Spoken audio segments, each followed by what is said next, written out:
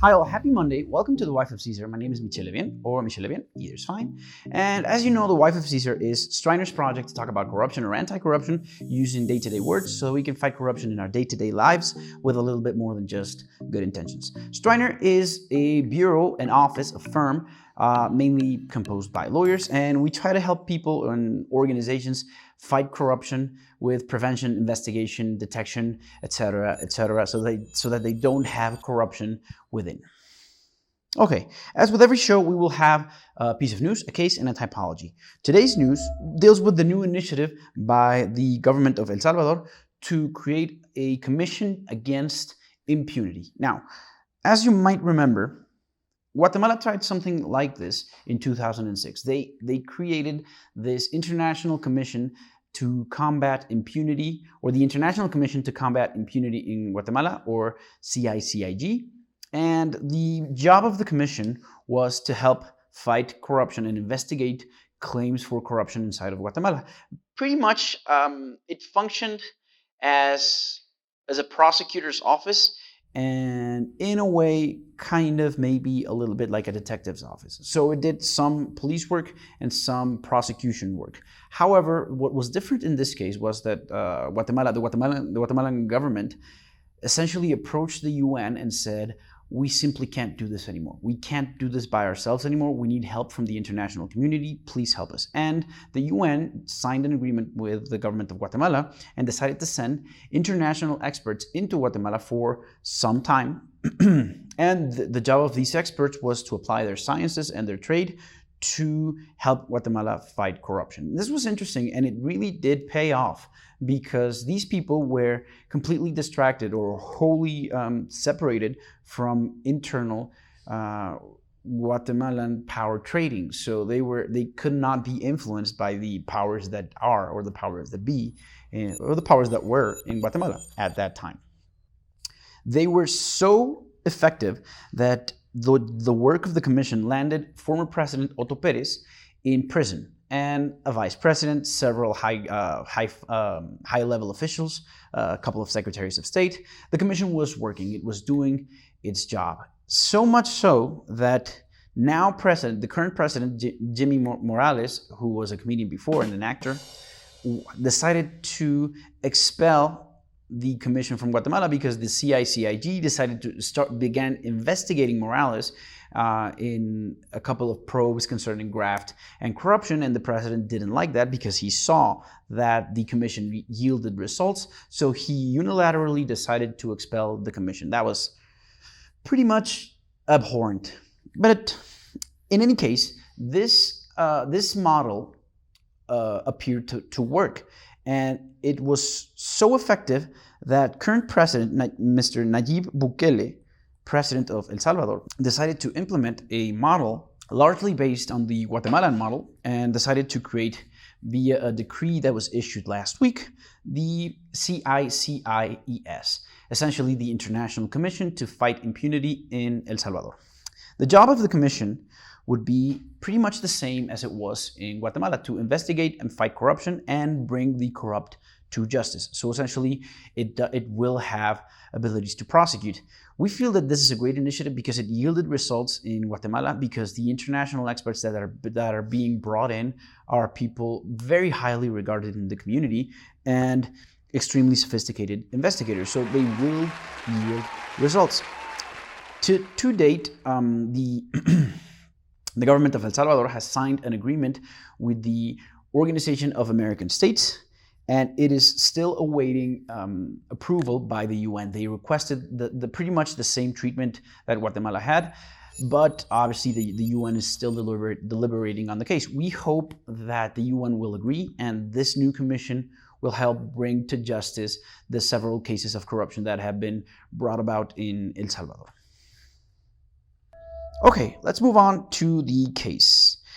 Today we talk about 1MDB fund. Okay, before that, as you know, Transparency International, the international ONG watchdog, the foremost authority in corruption around the world, turned 25 this year. And to commemorate that, they released a list of the 25 most notorious corruption cases in history, or at least as they consider them. We are doing a rundown of that list and giving you our opinion and a brief explanation of each case.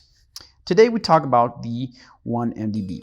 The 1MDB was, or the first Malaysian development Berhad means limited, was a sovereign fund that was started in Malaysia in 2009. Now, as you know, and we've discussed before, sovereign funds are essentially bank accounts created by governments, and they separate a large chunk of money or funds, and the governments decide to invest that money to create profits, and those profits are used for different projects. So it's money of the people invested for the people, and the profits go to the people, or at least they should be. Now, what happened here is, all in all, current investigations, or at least investigations to date, have found that the 1MDB scandal pretty much grafted around $4.5 billion US.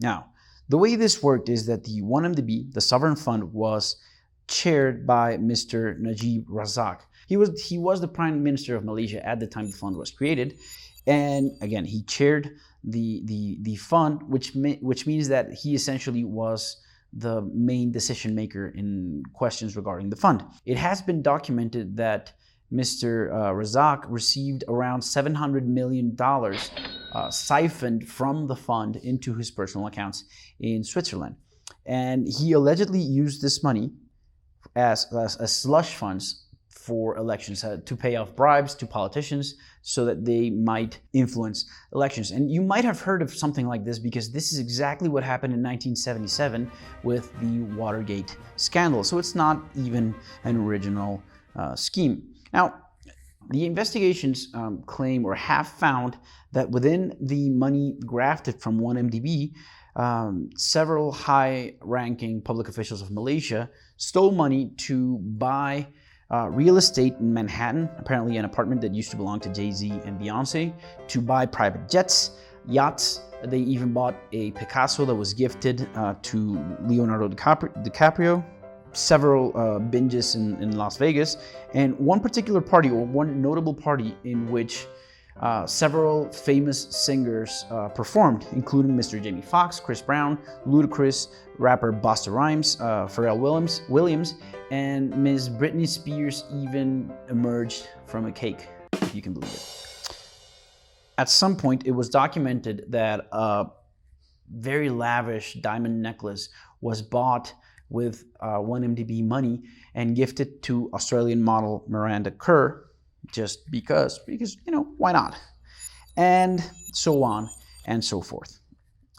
In 2015, we only found out about this because in 2015, an anonymous source, and this is why anonymous reporting and whistleblowing is so important, an anonymous source leaked several documents documenting or linking the 1MDB fund to all of this graft and fraud.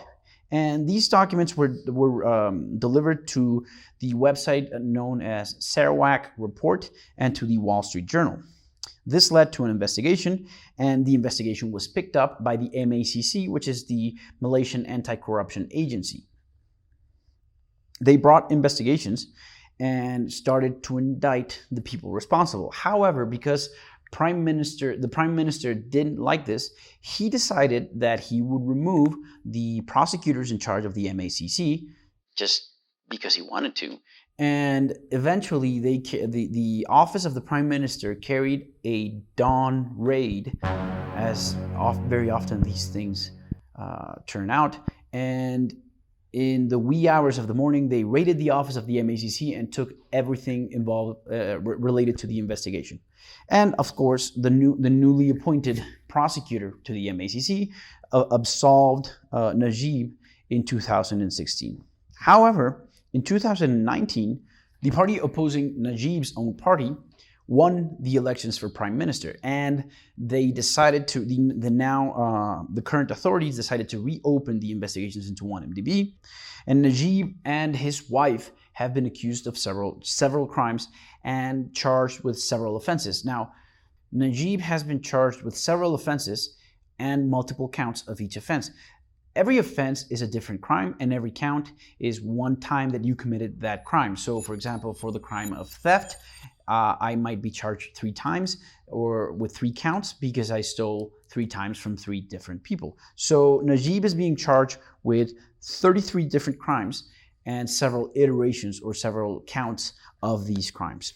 His trial is set to begin on 18th of February of 2020, and his wife's trial will begin a bit earlier in 2020, around January. Of course, we don't know how this will end, but it is very relevant because of the amounts involved. I mean, $4.5 billion is just a huge amount of money, but also because this involved high-ranking public officials, political corruption, grand corruption, petty corruption, all the elements, or pretty much every type of corruption that you can imagine or that we study in the field was involved or was at play here.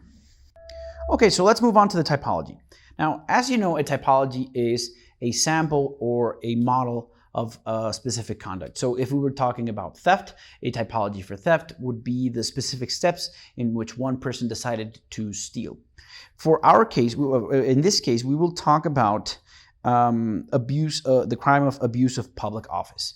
And this type of abuse was done by a notary, and this was only brought to my attention because this really happened. Let's go back a little bit. What are notaries public? A notary public is a public official.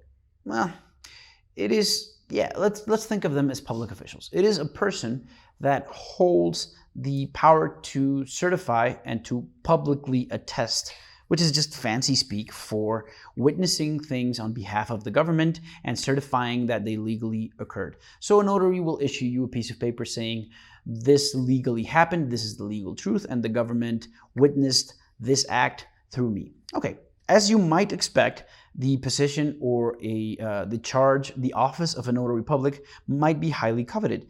And most of the time, notaries public are private citizens that sort of maybe kind of function as public officials. They get to exercise this authority and they get to charge fees for the services, which is entirely legal, but because of the particular position they are in, their services are in high demand.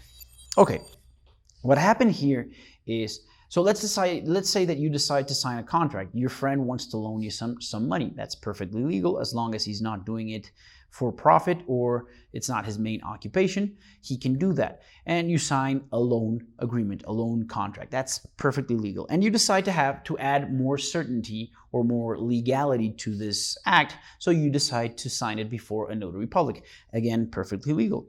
What happened here was that the notary had, say, an agent, a friend, somebody who represented him, and this friend would function as a loan shark, someone who lends money for interest. This person would seek out would-be borrowers and offer to lend them money in exchange for interest. They would agree, and the so-called or the purported loan shark would say, yes, that's fine, but we have to sign the agreement before a notary public. A notary public has to certify it, which again, not illegal, right?